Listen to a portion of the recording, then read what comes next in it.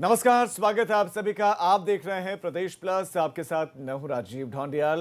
प्रदेश plus की शुरुआत बड़ी खबर से, और बड़ी खबर आगरा से। डीएम आगरा, उन्होंने जवाब दिया है प्रियंका गांधी वाड्रा को। एक ट्वीट प्रियंका गांधी वाड्रा की तरफ से किया गया। उस ट्वीट में दिखाए गए खबर को, ट्वीट में किए गए बातों को आगरा डीएम ने झूठा, भ्रामक करार दिया है। दरअसल प्रियंका गांधी वाड्रा ने एक अखबार के खबर को आधार बनाते हुए योगी सरकार पर निशाना साधा था और ये बताया था कि 48 घंटे में 28 मरीजों की मौत हो गई है, लिहाजा आगरा मॉडल पूरी तरह से फेल है। ये ट्वीट प्रियंका गांधी वाड्रा का हम साथ साथ आपको दिखा रहे हैं। अब यही खबर, इसी खबर पर डीएम आगरा ने ट्वीट कर इस खबर को झूठा करार दिया। एबीपी गंगा की पड़ताल में रिपोर्ट झूठी निकली। गलत रिपोर्ट के जरिए यह खबर छापी गई थी। प्रियंका ने उस खबर को ट्वीट कर योगी सरकार को घेरा था। अब आगरा के डीएम ने प्रियंका को नोटिस भेजा है।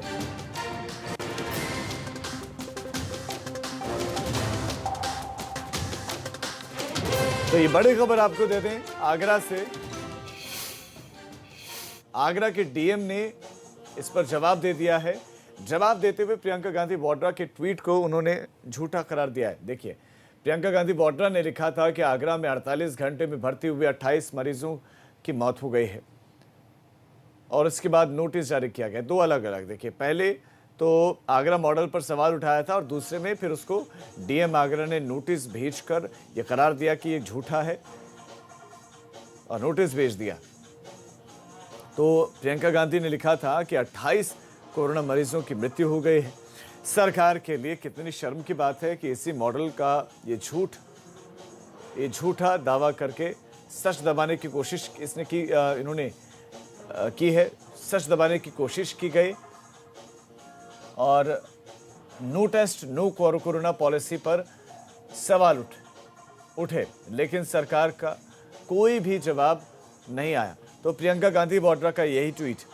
नितिन हमारे संवाददाता इस खबर पर और ज्यादा जानकारी के साथ जुड़ गए हैं। नितिन, कहां से ये सिलसिला शुरू हुआ, उसके बाद प्रियंका गांधी वाड्रा का ट्वीट के बाद अब जवाब भी सामने आ गया है। इस पूरे घटनाक्रम को आप दर्शकों के सामने रखिए, और साथ ही साथ ट्वीट तो किया प्रियंका गांधी वाड्रा ने, और कांग्रेस अब बचाव में आकर आधार बना रही है उस खबर को, तो आप बताइए। देखिए, बिल्कुल, देखिए, कल प्रियंका गांधी वाड्रा ने एक ट्वीट किया और नवभारत टाइम्स, जो टाइम्स ऑफ इंडिया ग्रुप, जो बड़ा प्रतिष्ठित मीडिया हाउस है, उसका जो हिंदी एडिशन निकलता है उत्तर प्रदेश में लखनऊ से, तो उसकी डिजिटल खबर को उन्होंने ट्वीट किया, जिसमें उन्होंने कहा कि किस तरीके से no test no corona policy को आधार बनाते हुए उत्तर प्रदेश सरकार कुल मिला के टेस्ट नहीं करा रही है, और यही वजह है कि 48 घंटे में 28 कोरोना पॉजिटिव मरीजों की मौत हो गई है, और ये बहुत ज़्यादा घातक रहने वाला है, क्योंकि सरकार कहीं ना कहीं चीज़ों को छिपा रही है। और उसके बाद चूँकि ये बहुत बड़ा मामला था, प्रियंका गांधी वाड्रा इंडियन नेशनल कांग्रेस की जनरल सेक्रेटरी हैं, और ऐसे में उनके इस ट्वीट के बाद राजनीतिक भूचाल आ गया। करीब एक घंटे के भीतर ही डीएम आगरा के प्रभु नारायण सिंह ने इसका पूरी तरह से खंडन किया, और अब एक नोटिस इशू किया है। इसमें उन्होंने कहा है कि आपकी वजह से कहीं ना कहीं जनमानस में भ्रम की स्थिति पैदा हुई है, इसके साथ ही लोगों में दहशत पैदा हुई है, और जो कोरोना वॉरियर्स हैं, जो लोग इस लड़ाई में फ्रंट लाइन में रहकर लड़ाई लड़ रहे हैं, उनके मन में कहीं ना कहीं उनके मनोबल को ठेस पहुंची है। और इसके बाद इस जो खबर है उस पर कहीं ना कहीं भूचाल आता नज़र आ रहा है। सरकार की तरफ से भी खंडन हुआ है डीएम आगरा के मार्फत। तो कुल मिला के कहा जाए, प्रियंका गांधी वाड्रा एक ऐसे राजघराने से आती हैं जो इस समय leader of opposition main party है, और उसकी एक बहुत बड़ी नेता हैं। उनके 2.3 मिलियन उनके फॉलोअर्स हैं ट्विटर पर, और ऐसे में 23 लाख फॉलोअर अपने आप में एक बहुत बड़ा फिगर है। तो कुल मिला के कहा जाए, इसके बाद अब सरकार ने जिलाधिकारी आगरा के मार्फत जवाब दिया है। डीएम आगरा ने एक नोटिस इशू किया है और कहा है कि आप इस पर खंडन करें, और 24 घंटे के भीतर इस पूरी खबर का खंडन करना सुनिश्चित करें। तो ये एक लीगल नोटिस जो जिलाधिकारी आगरा ने भेजा है, उसके बाद राजनीति शुरू हो गई है। बीजेपी का कहना है कि इतनी बड़ी लीडर किस तरीके से लगातार ट्वीट वॉर छेड़े हुए हैं और लगातार झूठ बोल रही है, उसमें कहाँ गलती हुई। देखिए नवभारत टाइम्स की जो डिजिटल कॉपी जो प्रियंका गांधी वाड्रा ने ट्वीट की है उसमें कहा है कि लगातार कई सारे ऐसे सवाल खड़े हो रहे हैं और जो एम देवराज हैं जो अभी दोबारा नोडल बनाए गए हैं और सचिव ऊर्जा हैं और जो लगातार आगरा में इस समय मौजूद हैं, उन्होंने कई सारे अधिकारियों से एक स्पष्टीकरण मांगा है आगरा के अधिकारियों से कि 48 घंटे में 28 कोरोना पॉजिटिव मरीजों की डेथ हुई है। उस रिपोर्ट के आधार पर वो खबर लिखी गई और उस खबर के आधार पर प्रियंका गांधी वाड्रा ने ट्वीट कर दिया। लेकिन इस पूरी अगर उस खबर को पढ़ा जाए, उस खबर में उन्होंने कहा है कि जिलाधिकारी आगरा का भी उन्होंने वर्जन लगाया है, सीएमओ का भी वर्जन लगाया है, लेकिन कहीं ना कहीं वो फैक्ट्स इस तरह से लिखे गए उस खबर में, उससे कहीं ना कहीं बहुत ज़्यादा पैनिक फैला गया। और जो पूरा जो ट्वीट हुआ है प्रियंका गांधी वाड्रा का, उसको आप देखेंगे तो 48 घंटे में 28 कोरोना पॉजिटिव मरीज इस तरीके। लेकिन जो उसके पीछे जो सच्चाई है, जो खबर के पीछे जो ये है कि 48 घंटे में 28 कोरोना पॉजिटिव मरीजों की डेथ, ऐसे 28 मरीज ऐसे रहे जिनमें 48 घंटे में उनकी डेथ हो गई है, वो कोरोना पॉजिटिव पाए जाते हैं, वो आइसोलेशन वार्ड में लाया जाता है और इसी दरमियान 48 घंटे के भीतर उनकी मौत हो जाती है। लेकिन खबर को चूंकि गलत एंगल दिया गया और उस गलत एंगल के आधार पर जो खबर पब्लिश हुई और उसको प्रियंका गांधी वाड्रा ने ट्वीट कर दिया। देखिए दूसरा सबसे बड़ा सवाल ये यानी है कि मिस्टेक रही जो ट्वीट हुआ है, और इस ट्वीट हालांकि गलत खबर है लेकिन सरकार पूरी तरह से इसलिए हमलावर है क्योंकि नितिन मैं आपके पास लौट रहा हूँ, मैं आपके पास लौट रहा हूँ चूंकि ये खबर बहुत महत्वपूर्ण हो जाती है, क्योंकि यहाँ पर अगर खबर को एक दूसरे एंगल से दिखाया भी गया है, लेकिन खबर में सवाल ये भी है कि वर्जन थे, उसमें डीएम का वर्जन है, दूसरे जिम्मेदार अधिकारियों के वर्जन थे। सवाल ये है कि क्या बिना पढ़े उसको ट्वीट किया गया? एक सवाल ये भी उठेगा क्योंकि उसमें सिर्फ एंगल की बात है, उसमें खबर को इस तरह से लिखा गया है और ये बताया गया है कि 48 घंटे के भीतर मौतें हो रही हैं, ऐसे कि जो केसेस आ रहे हैं 48 घंटे के भीतर उनकी मौतें हो रही हैं और ऐसे 28 लोगों की मौत।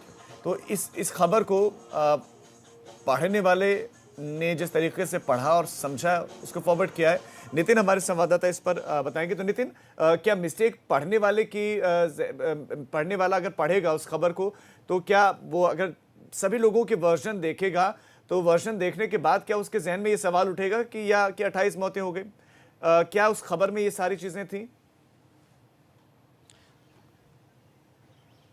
देखिए बिल्कुल, देखिए इस खबर में सीधा सीधा हेडर ही यही था कि 48 घंटे में 28 मौत और सरकार इस पूरे कहीं ना कहीं इस मामले में सरकार ने संज्ञान लिया है और एम देवराज जो आगरा के नोडल बनाए गए हैं उन्होंने अधिकारियों से रिपोर्ट तलब की और उन्होंने शासन की रिपोर्ट भेजी है। और इसके बाद चूँकि ये बहुत बड़ा मामला है कि अगर 2 दिन के भीतर अगर 28 लोगों की कोरोना पॉजिटिव है उनकी मौत हो जाती है तो एक अपने आप में एक बहुत बड़ा मामला है। और सरकार के आगरा मॉडल पर जिस तरीके से इस खबर के आधार पर प्रियंका गांधी वाड्रा ने ट्वीट किया, क्योंकि लगातार ये इसका अगर पॉलिटिकल एनालिसिस किया जाए तो लगातार ये देखा जा रहा है कि उत्तर प्रदेश में तो तमाम जो सरकार की खामियां हैं, सिस्टम का फेलियर है और कोरोना क्राइसिस में जो लगातार सरकार ने कदम उठाए हैं और उसमें जो चीज़ें लगातार गड़बड़ी हुई है, प्रियंका गांधी वाड्रा ने उस पर ट्वीट किया है। बस की राजनीति आपने देखा कि किस तरीके से पूरा भरतपुर बॉर्डर पर जो राजस्थान पर करीब 500 के करीब बसें खड़ी रहीं और बसों को नहीं आने दिया गया और तमाम राजनीतिक भूचाल बना रहा। तो कुल मिला के प्रियंका गांधी वाड्रा इस समय पूरा उनका जो फोकस है वो उत्तर प्रदेश की राजनीति पर है और कोई वो मौका नहीं चूक रही हैं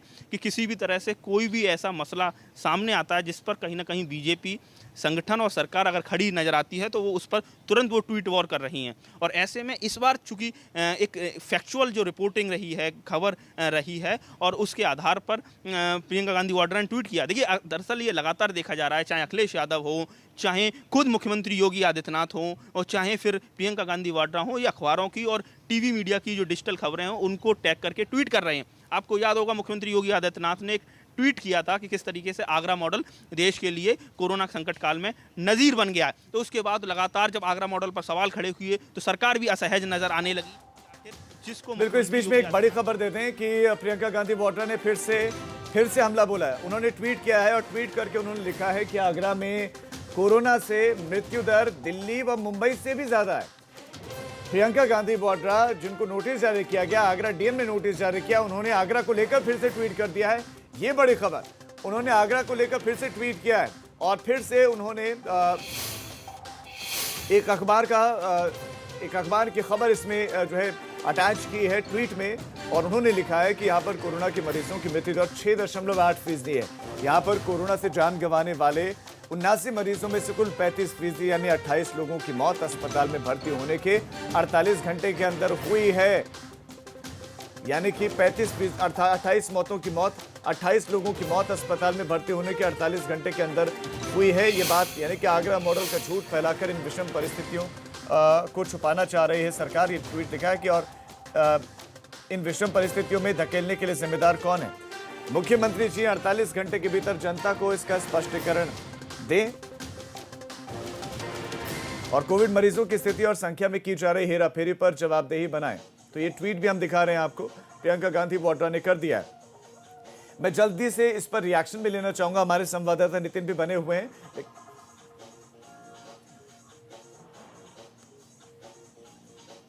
तो ट्वीट प्रियंका गांधी वाड्रा का,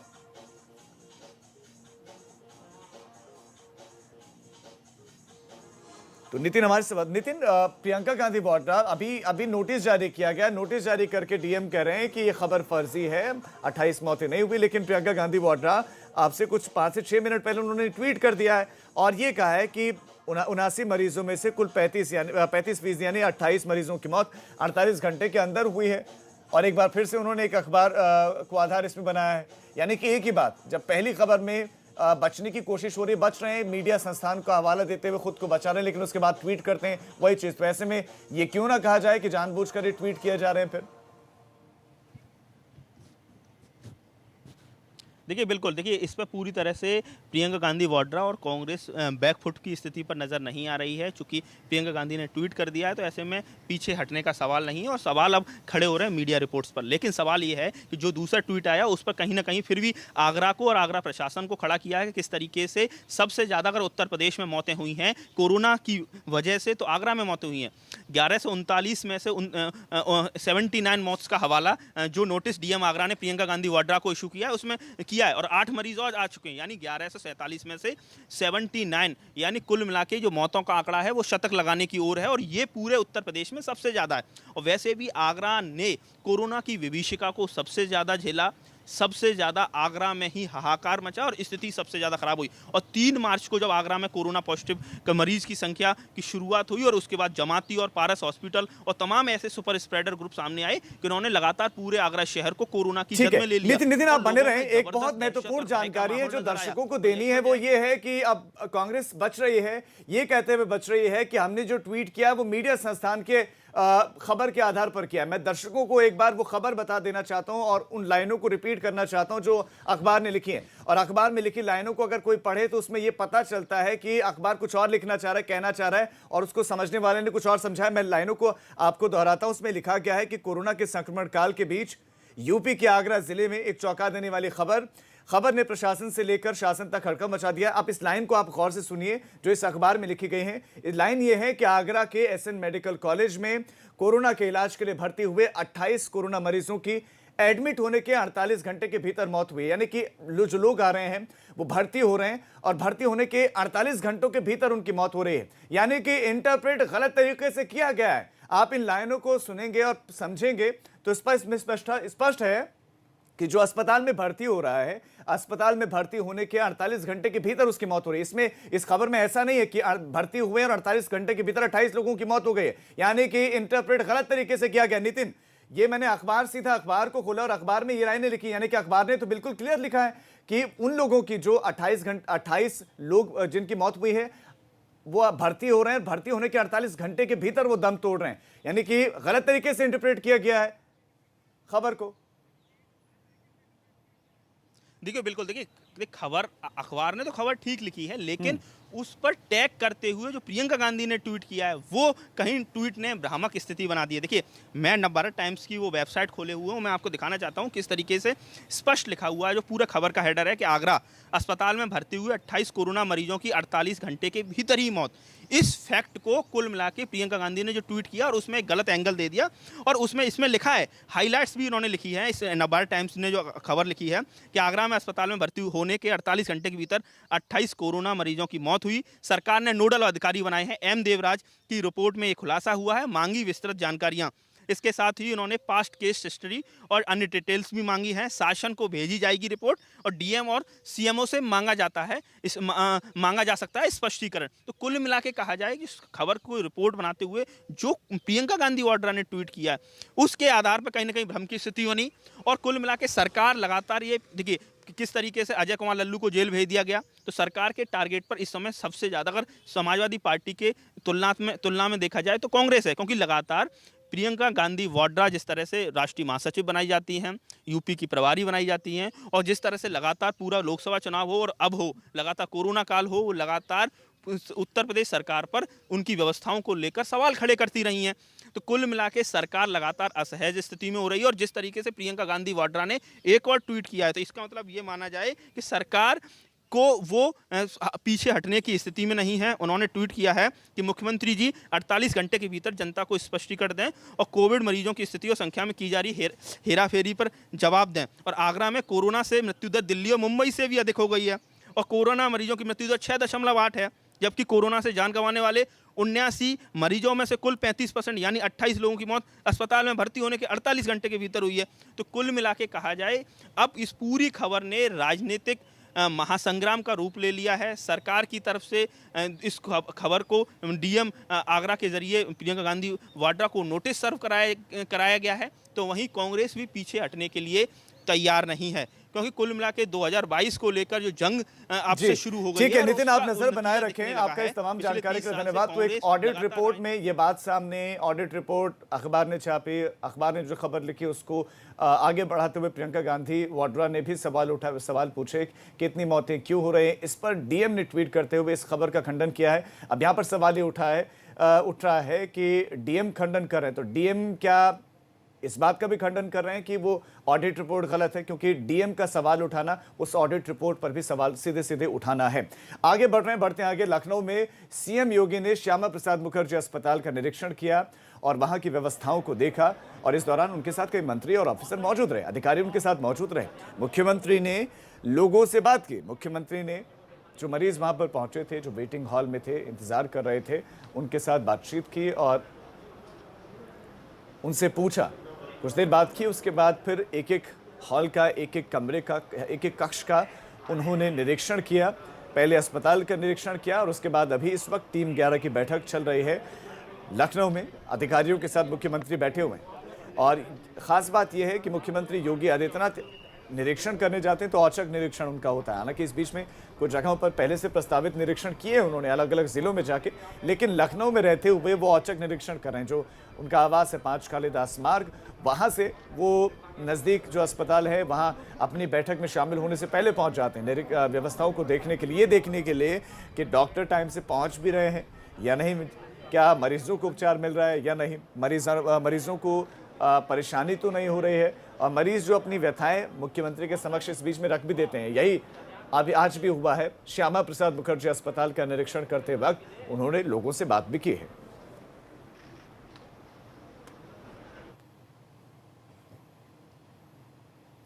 एक और बड़ी खबर, बीबीएयू छात्रों के लिए राहत भरी खबर है। तो बीबीएयू छात्रों के लिए राहत भरी खबर, इस बार Baba Bhimrao Ambedkar university BBAU university परीक्षाएं नहीं कराएगा। तो राहत भरी खबर है। बाबा भीमराव अंबेडकर यूनिवर्सिटी के छात्रों से जुड़ी हुई खबर की परीक्षाएं इस बार नहीं कराएगा बीबीएयू। और कोरोना को लेकर यूनिवर्सिटी ने बड़ा फैसला लिया है, बिना परीक्षा प्रमोट होंगे बीबीएयू के छात्र। शैलेश हमारे संवाददाता और ज्यादा जानकारियों के साथ जुड़ गए हैं। शैलेश, अपडेट दीजिए, दर्शकों को जानकारी दीजिए, क्या निर्णय लिया है बाबा भीमराव अंबेडकर यूनिवर्सिटी ने? जी राजीव, देखिए लखनऊ की बाबा साहब भीमराव अंबेडकर यूनिवर्सिटी जो है ये एक सेंट्रल यूनिवर्सिटी है और यहाँ पूरे देश भर से आकर छात्र पढ़ते हैं, जम्मू कश्मीर, कन्याकुमारी खास तरफ के।